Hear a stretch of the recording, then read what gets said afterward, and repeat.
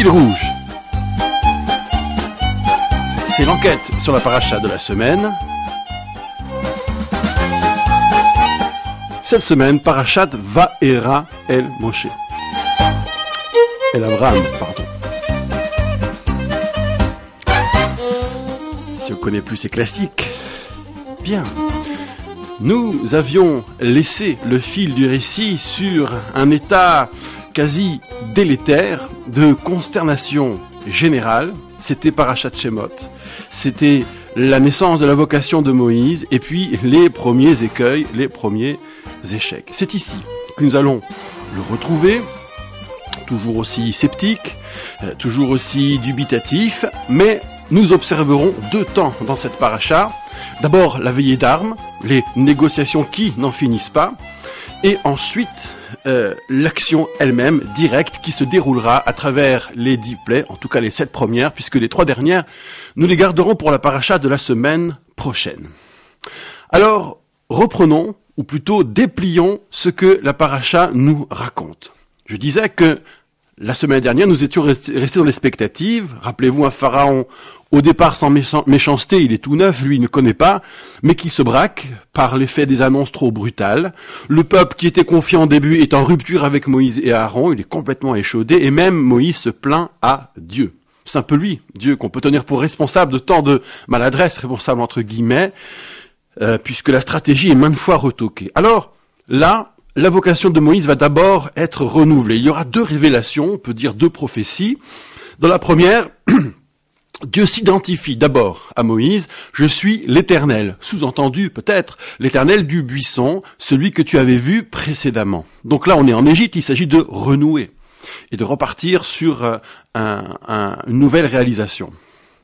Et puis curieusement, Dieu raisonne. C'est un beau raisonnement a fortiori. Regarde, dit Dieu, moi, aux patriarches, je me suis révélé à eux selon un nom qui est moins explicite que celui que je te donne. Ce nom, c'est El Shaddai, et toi, je te donne le tétragramme. Donc, leur révélation était moindre. Pourtant, avec eux, j'ai promis des choses, et je les ai réalisées de leur vivant. Ils ont séjourné sur cette terre, et il s'agissait ensuite de promettre pour leur descendance. Maintenant, puisque, comme tu le vois, avec moins de révélations, en me donnant moins en quelque sorte, en me livrant moins, j'ai fait tout, alors aujourd'hui, n'est-ce pas que je ferai tout? C'est un Kal Vachomer, heureusement a fortiori. J'ai entendu la détresse, je me souviens de l'alliance, allons-y, dis-leur. Et là, Dieu livre le discours tout fait, en fait, à Moïse, qui est bordé au début et à la fin d'un « Je suis l'Éternel ». Ça, c'est un signe d'autorité. Ouverture « Je suis l'Éternel ». Alors, il y a les 4 termes de la délivrance qui sont bien connus. Je vous soustrairai au labeur, je vous sortirai du statut d'esclave. Il y aura délivrance qui sera faite de puissance et de châtiment très ostensibles. Et puis, je vous choisirai. Vous saurez que c'est bien moi au terme du processus.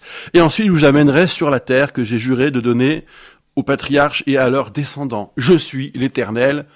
Fin de discours. Et là, Moïse exécute tes problèmes, les Hébreux ne prêtent aucune attention, il n'y a pas d'écoute. Le souffle est trop court et le travail trop pénible, dit le verset. On a presque l'impression que c'est pas une question de mauvaise volonté, mais plus de capacité. Ils sont incapables, ils n'ont pas la tête à ça, ils ne sont pas disponibles pour recevoir le message, et donc Moïse repart consterné. Et puis, deuxième révélation, deuxième prophétie, cette fois-ci, Dieu lui donne l'ordre d'aller chez Pharaon. Et là, Moïse proteste. Et il raisonne à son tour. Et il dit, mais enfin quoi? Les enfants d'Israël ne m'ont pas écouté. Pourtant, ça les concernait. Pourtant, on a donné le meilleur discours qu'il soit, de l'autorité, de l'argumentation. Ça n'a pas marché. Comment Pharaon, lui, va m'écouter? Le Midrash recense cette saillie de Moïse comme l'un des Kal Vachomer, un des raisonnements a fortiori officiels qui semble faire autorité dans la Torah pour délivrer des informations. Il y a une règle d'exégèse, on dit aussi d'herméneutique, qui est le Kal Vachomer, le raisonnement a fortiori. Et puis il ajoute, et puis j'ai un handicap, je suis très littéralement Aral Sefataim, prépucé des lèvres. Donc cet handicap, de la chair, fait qu'il a toutes les raisons, en plus, de ne pas être écouté. Mais Dieu répond pas. Il laisse Moïse à ses interrogations. Il ne répond que dans le concret, dans la mesure où il lui adjoindra à Aaron. C'est ce qui était prévu d'ailleurs dans la paracha précédente et ça devrait fonctionner. Donc, sur la route, on apprend, la Torah fait un petit détour dans le récit, fait une parenthèse pour dire qui sont Moïse et Aaron. Ils assument donc ensemble les deux adresses aux enfants d'Israël et à Pharaon, et le but est d'obtenir la sortie des enfants d'Israël, c'est clair. Le détour donc, on nous raconte un peu la généalogie des enfants d'Israël, mais pas tout. On commence par le commencement et on s'arrête à la tribu de Lévi. Dans la tribu de Lévi, on s'arrête à Amram, le père de Moïse, et l'on parle de Moïse et Aaron, on dit qui ils sont, leurs enfants en somme, et puis aussi on parlera de quelques cousins, notamment un certain Korah qui posera problème, comme vous le savez plus tard. Donc Ruben, ses 4 fils, Simon, ses 6 fils, on s'arrête sur Lévi. Lévi a eu 3 fils, il a vécu 137 ans, il a eu Gershon, Kehat, Merari, on donne les fils de chacun. On dit du deuxième Kehat que l'aîné est Amram, et que Kehat a vécu 133 ans. C'est une manière de faire le zoom en fait sur cette branche. Kehat, on développe ensuite. On développe 2 de ses fils. Amram, qui épouse sa tante Yocheved, qui est la fille de Lévi, qui aura Moïse et Aaron. On ne fait pas mention de Myriam, qui vit 132 ans. Mais Kehat a aussi comme fils Itzhar, qui lui aura comme aîné Korah. Voilà le zoom qui nous inquiète. Et quant aux fils de Uziel, ils sont 3. On précise ensuite la branche de Aaron, qui épouse Elisheva, sœur de Narshon, et qui a 4 fils. On donne le nom des 4 fils. On revient sur Korah, dont on dit qu'il a 3 fils. On parle enfin d'un des fils d'Aaron, Elazar, qui épousera la fille de Poutiel et qui donne Pinchas. Donc, entre Moïse, Aaron, Korah, Pinchas, on a ici 4 personnages déterminants dans la trame de ce qui va suivre. Retenez bien ces noms-là, car sans doute ce quartet devrait, en tant que tel, en tant que quartet, être signifiant par la suite. On revient sur Aaron et Moïse, on redit quel fut leur ordre de mission, obtenir la sortie complète et en bon ordre, c'est l'Éternel avec ses armées, et ainsi il faudra s'adresser à Pharaon, le sommant de faire sortir. Ce jour-là, c'est le jour où Moïse avait rétorqué, mais quoi, je suis prépucé d'élèves, comment Pharaon m'a écouté, redit la Torah pour nous remettre un peu dans le fil du récit, et la réponse de Dieu est claire, tu seras un seigneur pour Pharaon, et Aaron sera ton prophète. Quelle belle formule.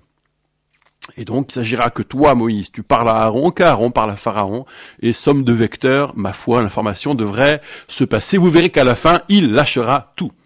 Et entre-temps, Dieu ajoute, j'endurcirai son cœur. Du coup, je sévirai, il y aura des prodiges, et vous sortirez en bon ordre, et l'Égypte saura que je suis l'Éternel. Cette formule est très importante, car cette façon d'annoncer la couleur sera, pour la suite, nous le verrons, très signifiante. Moïse et Aaron vont s'exécuter sans murmurer dès lors.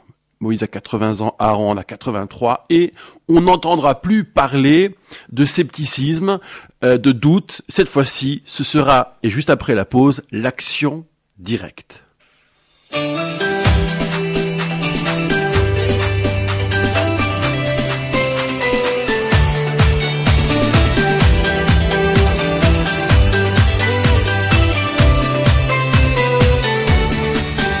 לפעמים מרגישים שהחיים כל כך קשים, מה יהיה עוד יום עד שנה, אבל אני מחייך, לא דואג להמשך, כי יש לי אמונה.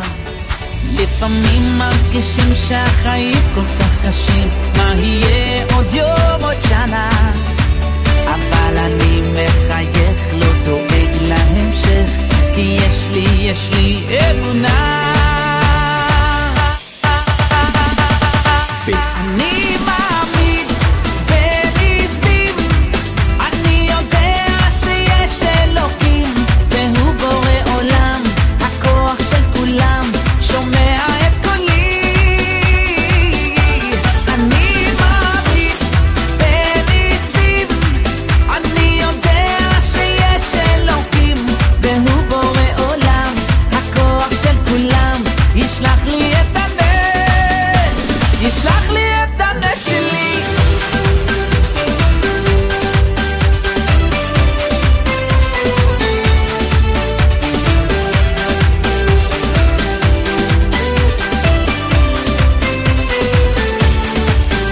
אין חיוך בן אדם, יש ניסים כל הזמן, לא לבכות, הכל לטובה.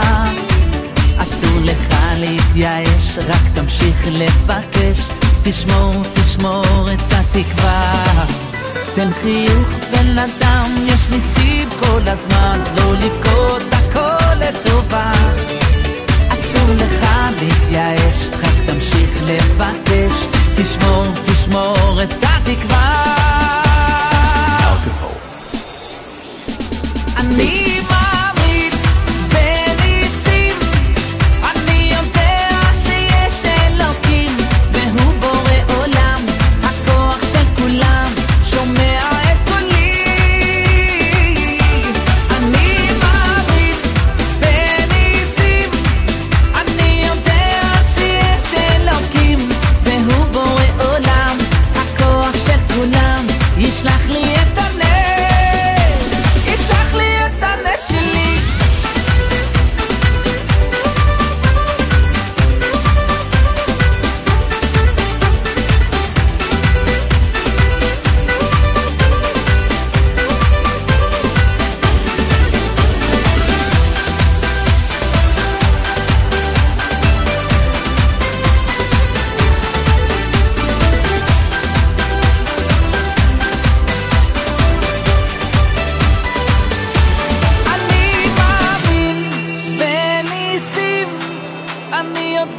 שיש אלוקים והוא בורא עולם, הכוח של כולם, שומע את קולי, את קולי.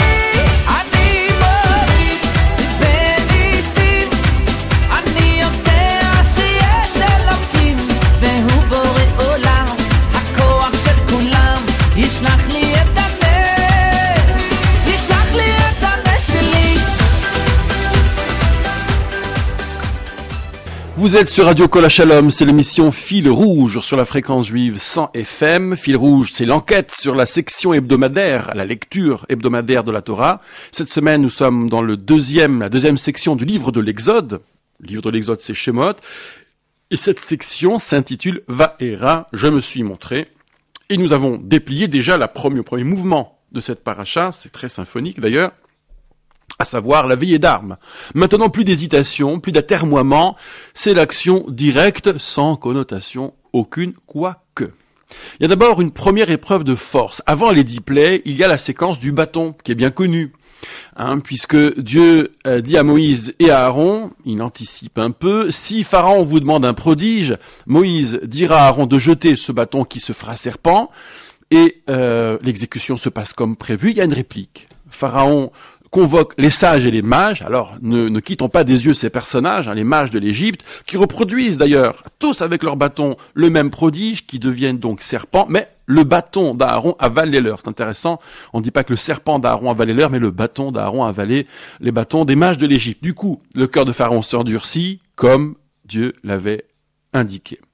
Arrive la première plaie, la plaie du sang, et donc qui va dans un texte d'ailleurs graphiquement rapproché du bâton, donc nous verrons ce que nous pourrons dire de la graphie ensuite, qui depuis Pharaon va concerner toute l'Égypte, puisque la réaction de Dieu c'est de prendre acte de la dureté de cœur de Pharaon, et l'ordre est donné, au matin Moïse, tu vas te présenter à la sortie du Nil, puisque Pharaon apparemment, pour des raisons diverses et variées, soit tout à fait domestique, soit tout à fait cultuel, s'immerger dans le Nil, et bâton en main donc, tu avertiras, renvoie les Hébreux, qu'ils me servent, si tu n'écoutes pas, puisque tu n'as pas écouté jusqu'alors, tu sauras que je suis l'Éternel, et là Moïse transforme le Nil en sang. Enfin, c'est Aaron qui tend le bâton. Le Nil devient du sang, toute la faune meurt, ça donne une odeur pestilentielle. Le Nil est asséché, c'est-à-dire que l'eau n'est plus potable pour l'Égypte. Ainsi, jusqu'au rigole, jusqu'au réseau, jusqu'auprès des arbres et des pierres, tout devient sang.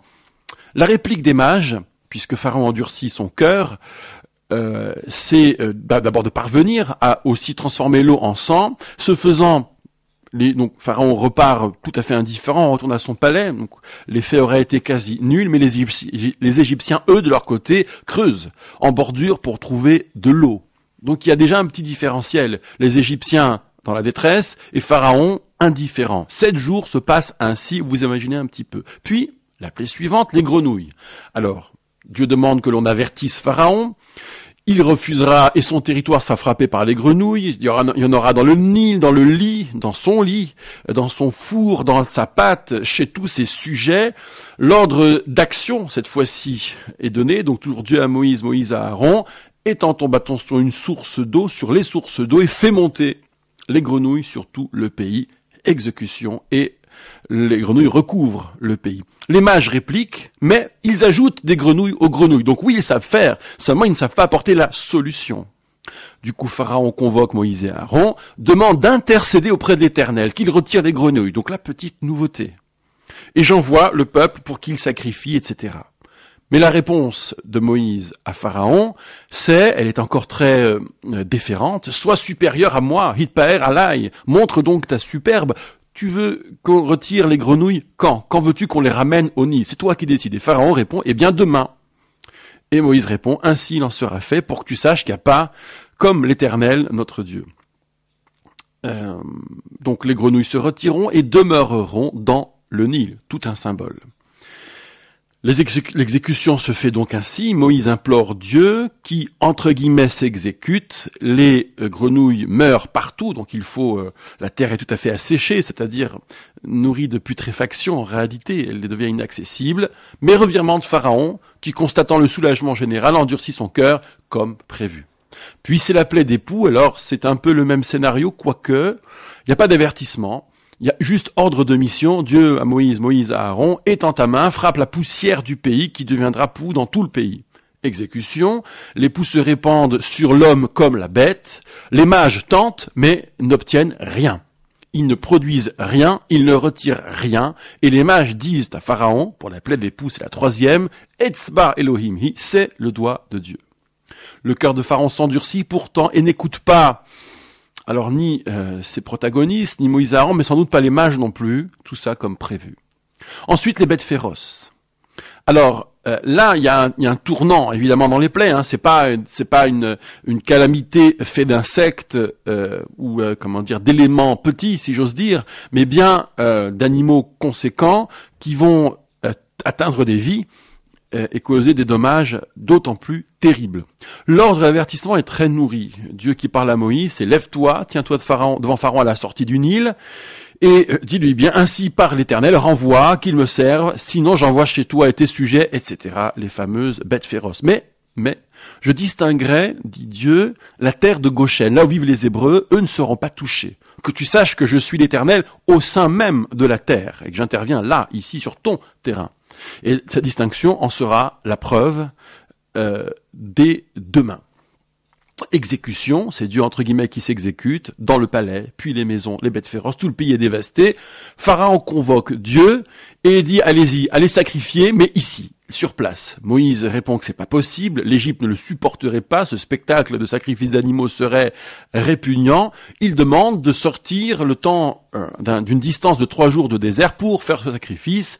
Et Pharaon dit d'accord, mais n'allez surtout pas plus loin et intercédez pour moi.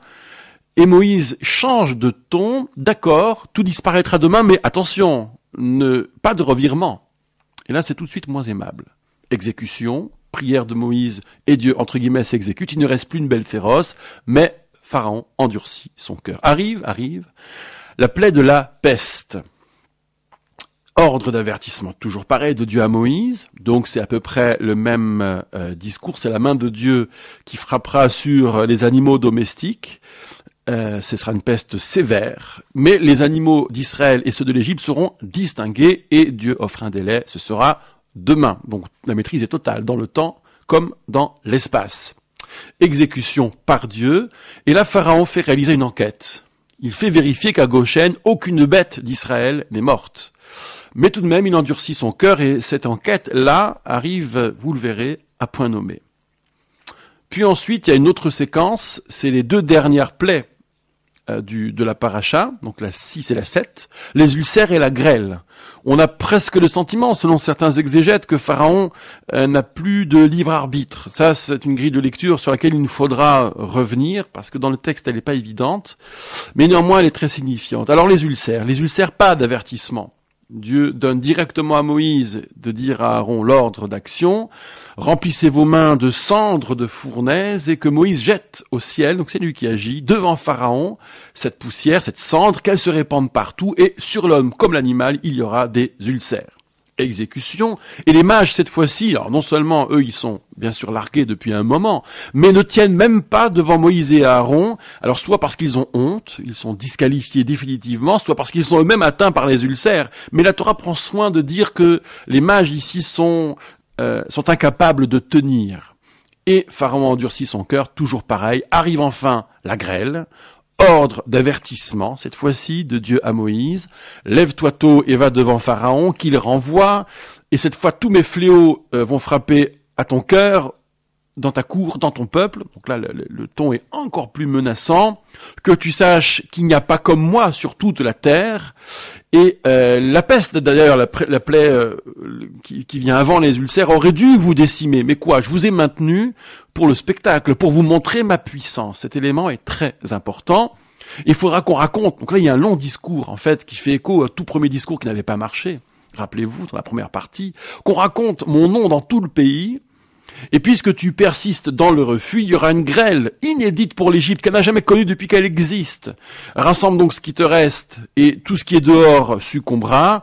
Et celui qui craint devra d'ailleurs rassembler ses affaires, ses gens et ses bêtes, parce que tout ce qui est dehors va mourir. Mais donc il y a ceux qui obtempéreront et ceux qui n'obtempéreront pas.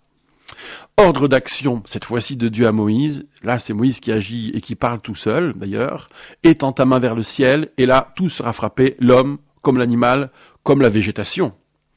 Exécution, par le bâton tendu vers le ciel, Dieu donne le tonnerre, puis c'est la grêle, et c'est une grêle qui est en fait mêlée à du feu qui descend du ciel. Grêle et feu, ça c'est inédit, c'est complètement fantastique et surnaturel. Enfin, tout est surnaturel, certes, mais là où on observait des dérèglements miraculeux, cette fois-ci, l'élément même est miraculeux. Tout est dévasté, sauf Goshen. Bien sûr, encore la distinction qui n'est relevée par personne. Maintenant, on a compris que ça se passait comme ça. Convocation de Pharaon, et qui dit une chose troublante, voire émouvante. Oui, j'ai fauté. C'est Dieu qui a raison. Hachem wa tzadik, vani vermi archarim, et moi et mon peuple, nous sommes les méchants, nous sommes les coupables. Intercédez. Et Moïse durcit encore plus le ton. D'accord, j'intercéderai dès que je sors, que tu saches que la terre est à Dieu, que toute la terre est à Dieu. Mais je sais que vous ne craignez pas encore. Autrement dit, Moïse ne trouve pas crédible, il le fait savoir à Pharaon, il le renvoie à sa tartufferie. Ces mots sont très beaux, mais ils n'ont aucune valeur. Et cette nouvelle évolution est très importante. Le blé, cependant, encore tendre, avait survécu. À la grêle avait été épargné, d'où l'idée peut-être que Pharaon avait un espoir de survie et de réaction. Donc, exécution. Néanmoins, Pharaon constate, mais il faute à nouveau. Il endurcit son cœur, lui et sa cour, tout cela comme prévu. Et c'est sur ce temps suspendu, parce qu'on attend encore les 3 dernières plaies, que la paracha s'achève.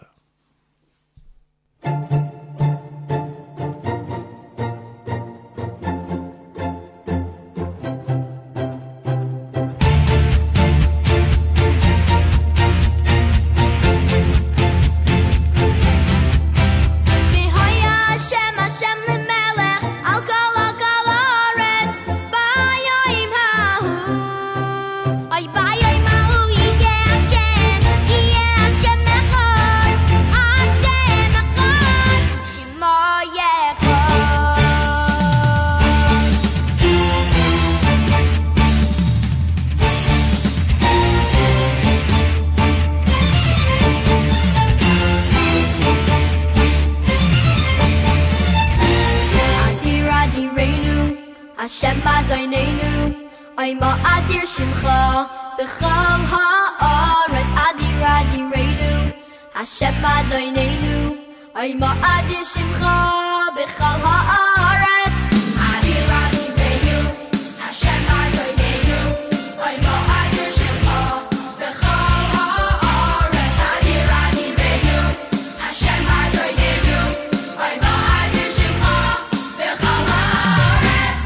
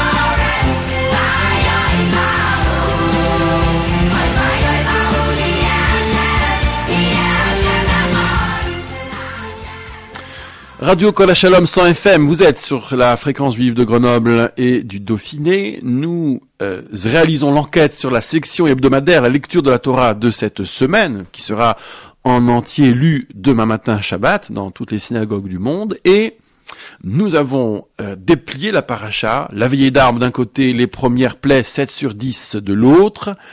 Et maintenant, place au fil rouge, au contraste. Le début. Que se passe-t-il au début? Nous avons observé un total déficit d'autorité de la parole divine et du dispositif préconisé. Rappelez-vous le bilan de la paracha précédente, le mode opératoire maintes fois retoqué, remanié, Moïse mis en porte-à-faux face à Pharaon, un peuple très remonté contre Moïse, un Pharaon braqué. Tout est mis à mal, l'autorité de la parole divine est réduite à peu de choses et Moïse lui-même, en tant que vecteur de cette autorité, doute ouvertement. Et puis la paracha s'ouvrait sur ces multiples déficits, bien sûr, où Dieu tente de poser son autorité dans un discours pourtant infaillible. Les choses sont démontrées, il y a un raisonnement à partir du récit des patriarches, un raisonnement a fortiori, je suis l'Éternel, début, fin. On ne peut pas faire plus impeccable que cela en termes de discours divin. C'est presque du De Gaulle dans le texte, les Havdil. Et côté hébreu, c'est le flop. Ils ne sont pas en capacité physique, ne serait-ce que d'alimenter un faible espoir. Donc c'est mort, c'est fini. Moïse le sent pas. Il sent bien que, plutôt que si les enfants d'Israël n'écoutent pas le verbe, il y a peu de chances que ce même verbe soit crédible pour Pharaon. Il évoque son handicap, en tout cas la Torah le fait par 2 fois. Bref, dans le fond, dans la forme, rien ne va. Mais, rien ne va pourquoi? Parce que le problème, c'est comment obtenir l'accord de Pharaon pour sortir d'Égypte. Le dispositif est bancal, ça ne peut pas le faire. Mais rendez-vous compte que dans ce début-là, la recherche, la quête, c'est l'autorisation de Pharaon. Il ne s'agit pas de faire malgré lui. Et donc, dans ce cadre-là, on échoue. À la fin de la paracha, que se passe-t-il? Alors d'abord, la question d'autorité est complètement renversée. Ça, c'est la première observation. Les mages sont balayés. Ils ont fait des tentatives d'imitation. Elles régressent, ces tentatives. Elles deviennent de piètres performances, bâton sans grenouille, jusqu'au moment où ils reconnaissent le doigt de Dieu avec la plaie d'époux. Et, disons-le familièrement, ils se planquent. À la fin, ils ne peuvent plus tenir, rappelez-vous. Et Pharaon semble même se détourner d'eux. Donc cette puissance sur les éléments de l'Égypte est réduite à néant. Pharaon aussi, dans le fil de l'évolution des plaies, perd en crédibilité auprès de Moïse. Lorsqu'il dit ce que Moïse voulait entendre, lorsqu'il dit qu'il comprend qu'il est coupable, lui, son peuple, lorsqu'il fait état d'une prise de conscience, par exemple, morale, j'ai fauté, nous sommes tous les coupables, Moïse lui fait savoir qu'il ne compte pas sur cet aveu et cet accès de moralité. Et donc Pharaon passe pour un Tartuffe. Moïse, quant à lui, a gagné en pleine autorité. À la fin, il parle seul. Il n'y a plus de second de prophète qui parle pour lui. Il n'y a plus de Aaron, apparemment. Il montre qu'il maîtrise tous les éléments, et surtout la temporalité et l'espace, la distinction entre Goshen et l'Égypte, et sur demande avec ça. Donc, la parole divine à travers Moïse, totalement réhabilitée, et atteint une pleine autorité. Et je vous disais d'ailleurs que dans cette deuxième partie, plus personne ne murmure. Il n'y a plus de doute, il n'y a plus de, de scepticisme. Le discours de la dernière des 7 plaies est immense. Il donne le sentiment que la terre est effectivement à Dieu. On est au sommet, il n'y a pas comme lui. En Égypte, on parlera en son nom. Donc l'autorité de Dieu est intégrée par l'Égypte, par le peuple. Il n'y a plus que Pharaon complètement isolé, qui lui a été épargné, mais c'est presque du suicide. D'ailleurs, dans la paracha la semaine prochaine, sa cour le dira, mais enfin, tu n'as toujours pas compris que l'Égypte est perdue. Et puis surtout, et c'est là le contraste majeur, il n'est plus l'enjeu. On se fiche, passez-moi l'expression, de sa permission. Ce qui compte maintenant, c'est de construire un grand récit, que l'on sache qui est le patron ici. Pharaon, il est maintenu, oui, mais il n'est plus qu'accessoire. Et voilà donc notre contraste. Au début, Pharaon est l'enjeu, il faut obtenir sa permission. À la fin, il n'est plus qu'accessoire, il s'agit de construire un grand récit. Alors, voilà les extrémités, essayons de tendre notre fil et de situer ensuite un point de bascule. tendons le fil, on peut distinguer 3 temps dans cette évolution. Premier temps, c'est la convocation après les grenouilles et la bourde des mages, qui ont fait monter eux aussi des grenouilles, qui ont ajouté du mal au mal. Quand Pharaon leur demande d'intercéder auprès de Dieu pour qu'il retire les grenouilles, et je laisserai le peuple aller sacrifier, la réponse de Moïse à Pharaon, c'est « Sois supérieur à moi, montre ta superbe, quand veux-tu qu'on les remène au Nil ?» Quand tu veux. Donc Pharaon est très, est intégré, en somme, au processus. On pourra encore s'entendre donc. Pharaon dit demain, et Moïse lui répond, très bien, ce sera ainsi afin que tu saches. Donc il s'agit bien de mobiliser toute la conscience de ce monarque. Puis le temps 2, on l'a déjà observé en fait, mais je ne fais que répéter, il y a la convocation après les bêtes féroces. Pharaon dit, ok, mais n'allez pas plus loin que ces fameux 3 jours et intercédez pour moi. Et là, Moïse lui dit, bon, très bien, mais attention, pas de revirement. Donc là, on est sur le fil du rasoir. On a Moïse déjà très sceptique, un Pharaon à peine sérieux. Et puis il y a le temps 3, le temps du grand discours, l'avertissement de la grêle. Le 2e grand discours dans la paracha à la fin. La peste aurait dû vous décimer, mais je te maintiens pour faire connaître. Ce que tu racontes n'a plus aucune valeur. Et voilà l'énigme. On n'avait pas vu venir ce revirement, mais il est très progressif. Alors, je vous le demande, ce sera notre dernière partie. À quel moment se produit ce basculement ? Était-il seulement au programme? Et surtout, quel est son sens? Ça veut dire quoi, finalement, contourner Pharaon? Dernière étape, juste après cette ultime pause musicale.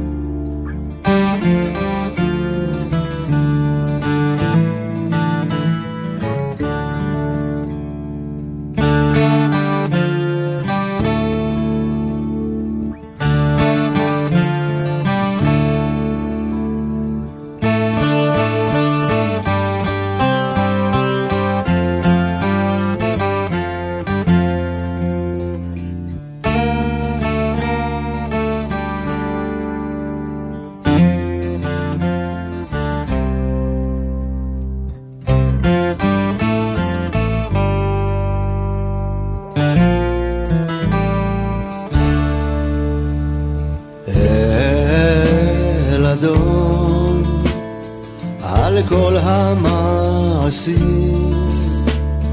ברוך ומבורך בפי כל הנשמה גודלו וטובו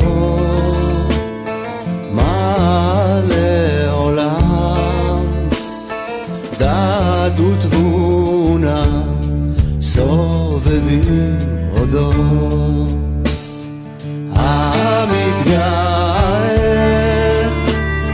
על חיות הקודש ונדר בכבוד על המרכבה זכות ומישור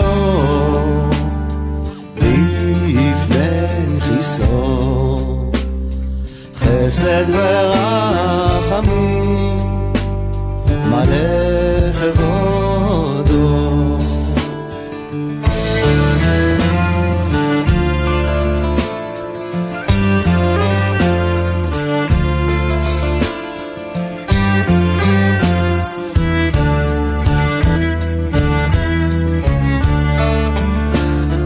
טובים מאוד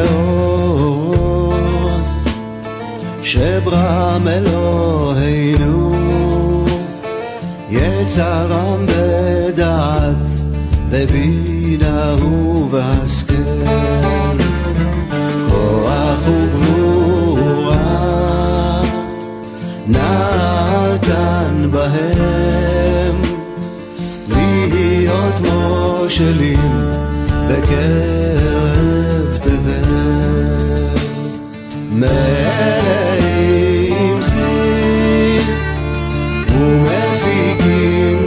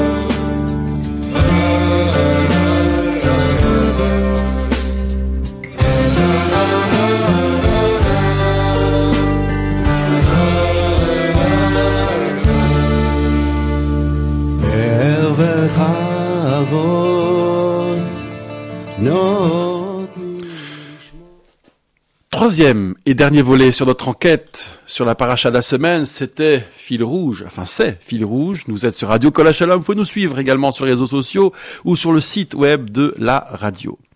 Alors, il nous restait, après avoir décrit un contraste entre cette veillée d'âme et ces 7 des 10 plaies, où au début, Pharaon est l'alpha et l'oméga de la sortie d'Égypte, il faut sa permission, et à la fin, il n'est plus qu'accessoire, une progression nous a mené vers ce lâchage, en somme, de Pharaon. Eh bien, voici le point de bascule, il est en fait tout indiqué. Il y a un verset qui raconte où est le point de bascule, il n'y aura plus qu'à suivre le guide. C'est lorsque, dans l'avertissement qui précède la grêle, Pharaon s'entend dire, la peste aurait dû vous décimer et je te garde pour le spectacle. Alors on se dirige donc vers la plaie de la peste, et il se passe quoi?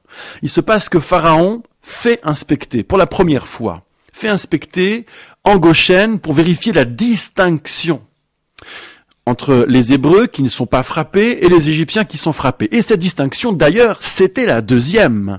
La première fois, Pharaon ne s'était pas dérangé. Son peuple savait, mais lui, il a fait mine de ne pas savoir, ou en tout cas, il ne savait pas. En tout cas, son peuple a pu s'imaginer que Pharaon ne savait pas.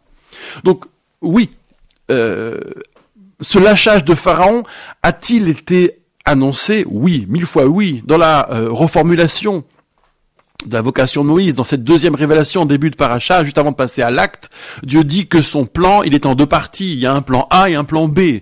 Le plan A, on va soumettre Pharaon, qui n'est pas, seulement un monarque. Il ne s'agit pas ici de contrevenir à la bienséance seulement. C'est une centralité théologique, c'est une divinité. Et donc soumettre ce pouvoir-là, c'est soumettre un pouvoir plus que symbolique qui tient tout un pays, voire même l'ensemble du monde connu. Le plan B, c'est, puisque Pharaon va s'entêter, on va le contourner. Et Dieu sortira les Hébreux ostensiblement. Et on pourrait se demander, mais alors, puisque de toute façon, il s'agit de sortir et que la gloire de Dieu préside à cette sortie d'Égypte, pourquoi passer par A, par le plan A? Pharaon contourné, c'est aussi la victoire de Dieu. Alors qu'est-ce qu'on cherche? On se rend compte que, puisqu'il y a bien une phase A, que le but n'est pas seulement la délivrance physique des Hébreux, ni même seulement la victoire de Dieu, mais que cette victoire de Dieu passe, pas seulement par un spectacle, mais par une déconstruction du tissu théologique de l'Égypte, miracle après miracle, prodige après prodige. Il s'agit donc en somme de convertir l'Égypte, faire sortir l'Égypte de l'Égypte, et les Hébreux avec eux dans la même vague, puisque eux ils sont en sommeil. Vous avez observé que Moïse et Aaron ne doutent plus, eux ils sont dans l'action directe, mais les Hébreux, on n'en entend plus parler, on ne sait pas ce qu'ils ressentent. Ils sont bénéficiaires, mais leur réaction, comment les doutes s'évanouissent, comment ils se mettent à l'écoute, on n'a rien là-dessus. C'est un problème d'ailleurs. Dans les faits, comment se déroule ce plan? Ça, c'était l'annonce. Mais il y a bien donc, comme on le disait, de distinction. Avec les bêtes féroces, le peuple d'Égypte sait ce qui s'est passé, il a vu la distinction. Il est donc tourné vers la cause des Hébreux.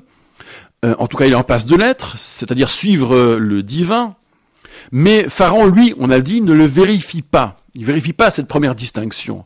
Donc on a d'un côté l'Égypte qui est un peuple d'esclaves, rappelez-vous, tous les corps et les terres appartiennent à Pharaon, qui n'a plus les moyens de considérer ce Pharaon comme leur centralité théologique, mais il reste l'autorité du monarque. Une autorité née de sa propre illusion, une illusion solitaire, il se prend encore lui pour un dieu, et donc il est capable du pire encore. Les Égyptiens sont encore peut-être dans un rapport magique au réel, et ça n'est pas rien, puisque cette autorité de Pharaon les intimide encore. Deuxième distinction avec la peste, cette fois-ci Pharaon fait vérifier, donc il sait ce que son peuple sait. Il sait que son peuple sait qu'il sait. Le réel investit tous les rapports, cette fois-ci. La pensée magique, l'expression d'Hermann Broch, elle est complètement défaite. Ce qu'on entend par la pensée magique, c'est cette pensée qui ne s'articule pas selon la rationalité.